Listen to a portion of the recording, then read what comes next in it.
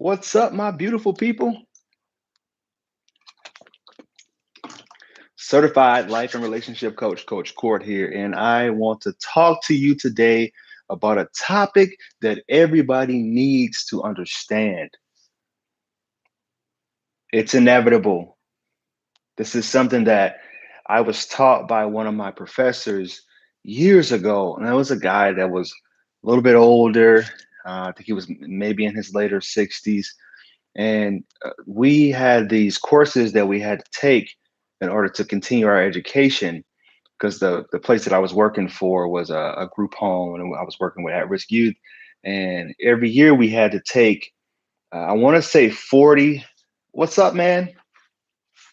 Every year we had to take 40 continued education credits. And this guy was somebody who I believe practiced Taoism, which is, if you know the yin and the yang sign, the light and the dark, it's basically the practice behind that symbol. And Taoism is just being able to live in the present moment and understanding that this moment that we have right now is all we ever have. And this is something coming back from The Power of Now by Eckhart Tolle. This moment right now is it. Um, there is no past, there is no future. This is it right here, right now. And once you realize the power behind that, the magnitude, you will let things go. There won't be anything that will hold on to because you know that everything dies, everything changes. In one of the classes he actually gave that quote. I don't know if he actually like found that statement or if it's something he made up himself, but that the power of that statement, which is shoot, it's 2020 now. I want to say it was back in 2013 he said that. And that was huge. Everything dies and everything changes. And he said the way that you deal with those changes is going to define who you are as a person. People who can't let go are the people who struggle the most. But the people who can let go, the people who realize this fact of nature, this law, if you will be so much happier and so much um, blissful in the way that they move. Good morning.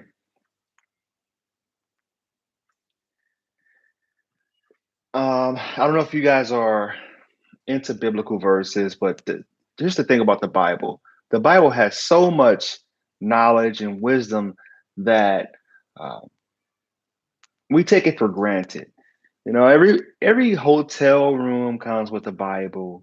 Here in the Western culture, here in the U.S., like everywhere has a Bible where you can just pick up. And there's a reason behind that. It's because it has age-old wisdom that aligns with a whole other host of teachings that you have no clue unless you actually go down that wormhole. My minor was in religion, all right, and I was raised a Christian, but now I consider myself a Christian who was a spiritual being who practiced spirituality. Wayne Dyer said, "Have a mind that's attached that's open to everything but attached to nothing." And in First verse Timothy, First Timothy verse 6, 7, it says, "For we brought nothing into this world, and we're taking nothing out of this world." And when you realize that your whole life is just a a series of collecting a bunch of different things, once you realize that you came into this world with no thing and you will leave with no thing, you will stop holding on to TVs, couches, MacBooks, relationships, cameras, waters, whatever it is that you're trying to accumulate, whatever it is that you're trying to bring and hold and beat into submission into your life, you'll know that it's useless and it's fruitless to continue to try to do that.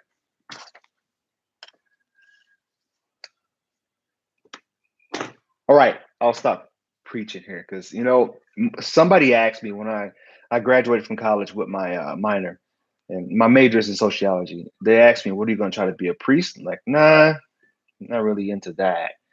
But my stepdad is an ordained minister, so but I'm still not trying to. I'm not trying to pursue that. But it does help you. That's the thing about Taoism. It is considered If you know of Lao Tzu's teaching, the Tao Te Ching, that book is considered the way, the way of living, the way of life. And this was actually released before the NIV, the New Testament of the Bible. He released that way of living before the Bible was even released. The moment we have is now, and the person we have for us is ourselves. Boom. Listen, brother, this is one of my valued followers. He is in my membership program, which I really do appreciate that, brother.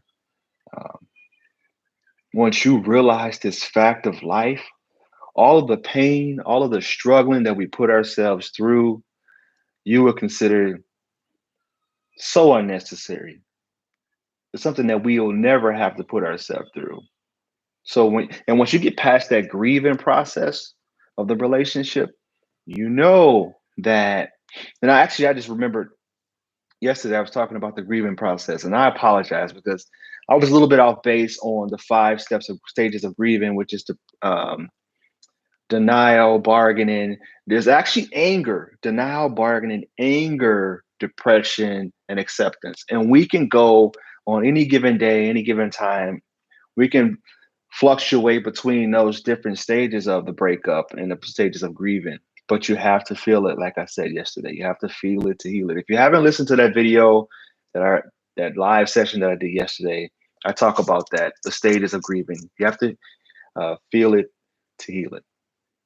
And like my mom said, you have to go through in order to get through. Veronica, it's good to see you. Very, very good to see you. How can we practice not reacting with our emotions in situation and being calm?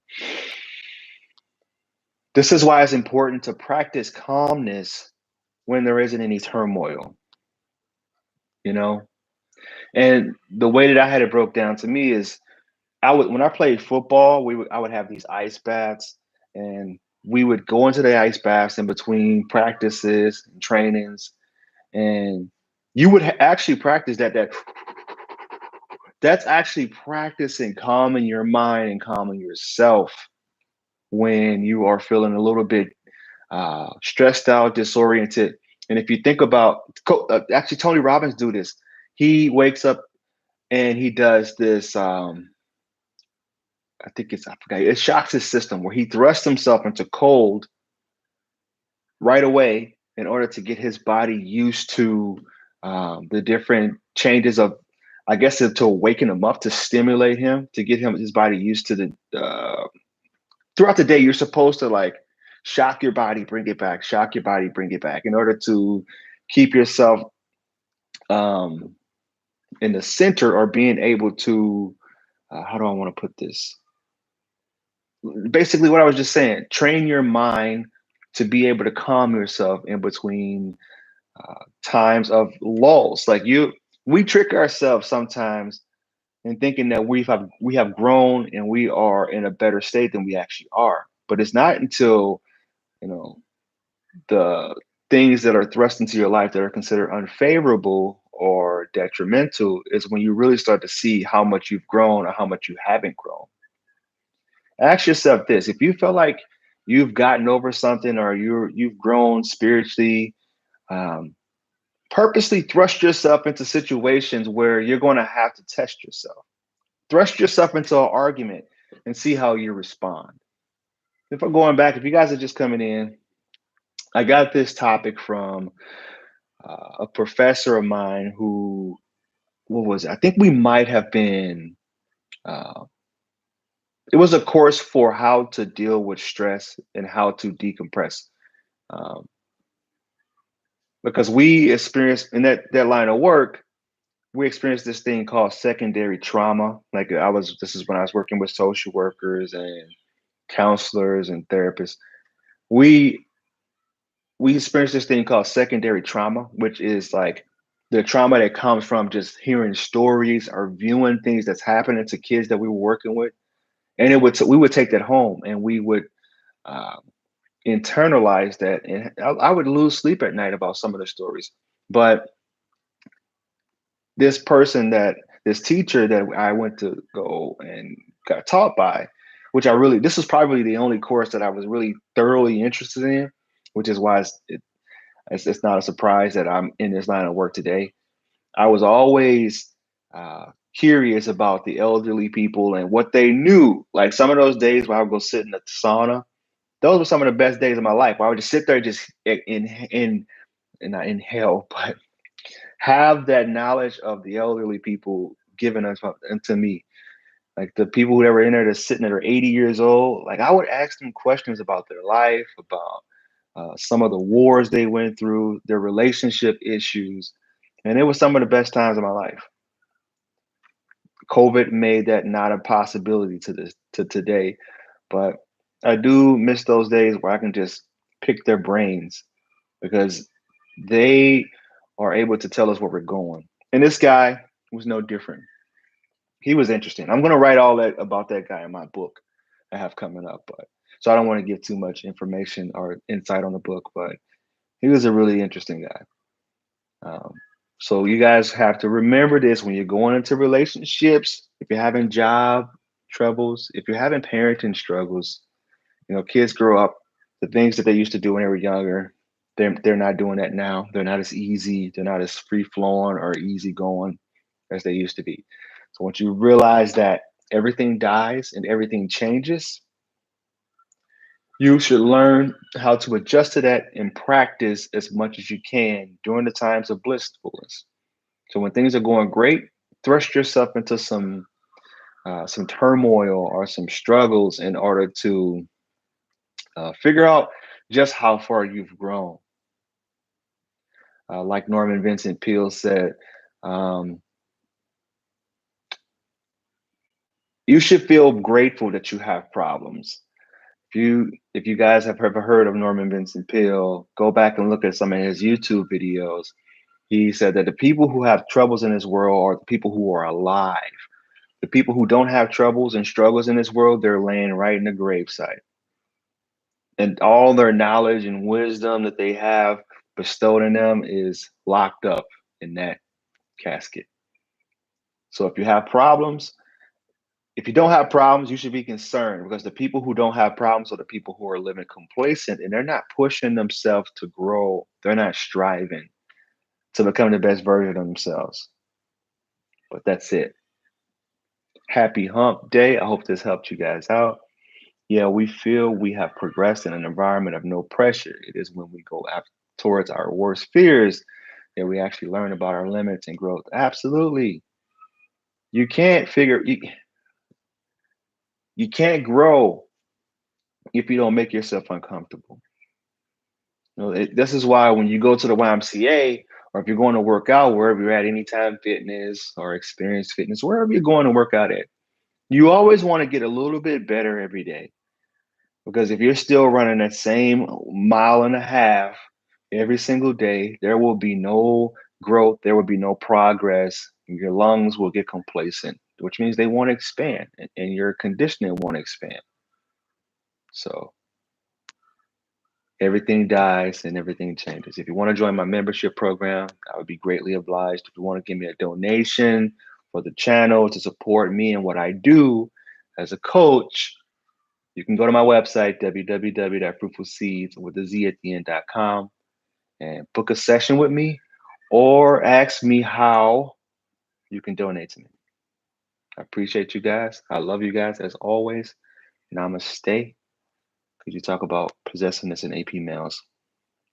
All right, I'll touch that really quick.